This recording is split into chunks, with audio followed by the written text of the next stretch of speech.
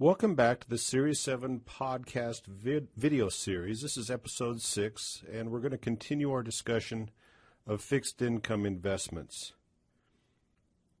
First of all, let's talk about government debt. The U.S. government is the largest issuer of debt with over $16 trillion of direct U.S. Treasury debt outstanding. This does not include unfunded liabilities. This is just direct U.S. government Treasury Bills, Treasury Notes, and Treasury bonds.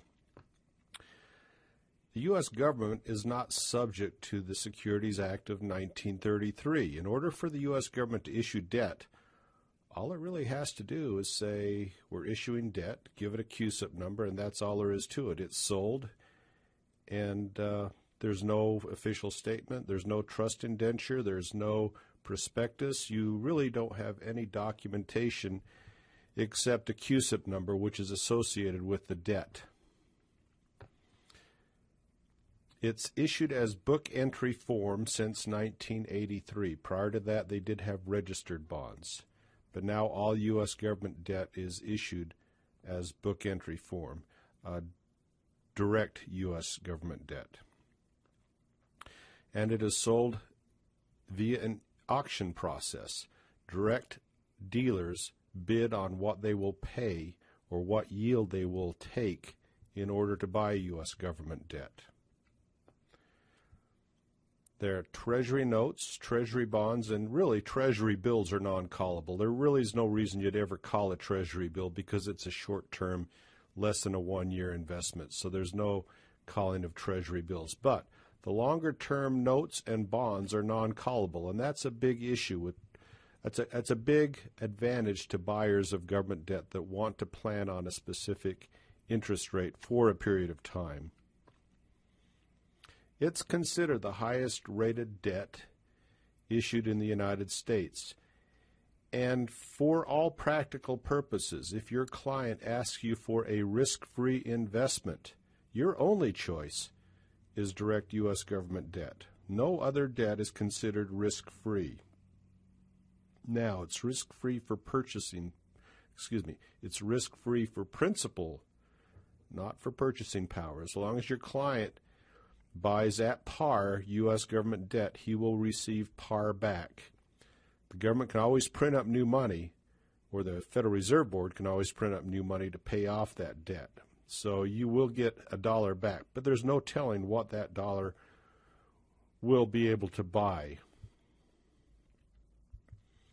Now, savings bonds, which are called EE bonds, are not considered part of the market and can only be redeemed with the government. So they don't trade in a market by themselves. So you can only redeem savings bonds directly with the government.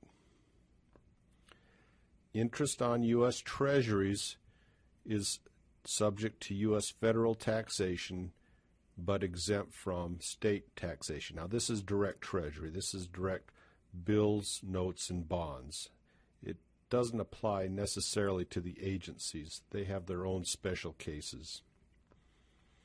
Let's first talk about T-bills. Treasury bills are short-term obligations with less than 1 year maturity. They are auctioned off weekly, and they're sold at a discount and mature at par, not R, but par. I always seem to have at least one or two typos in every presentation I give. Have you noticed? Now, down at the bottom, you'll see a formula for calculating the discount. There's no reason you need to memorize that formula, but that's there for your perusal in case you want to practice a few questions trying to calculate a discount yield. Now, the weekly auctions, they issue maturities of 28 days or 4 weeks, 91 days or about 13 weeks, 182 days or about 26 weeks, and 364 days or about 1 year.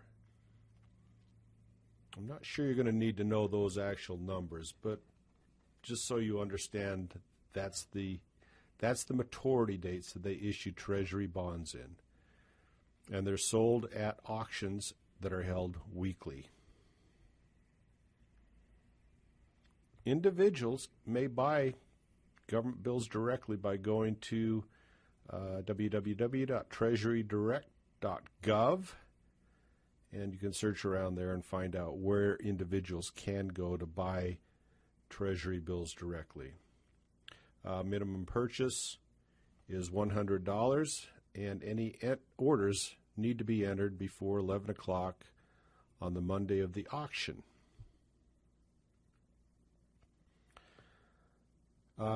Treasury bills are quoted and traded on the secondary market on a discount or a basis yield.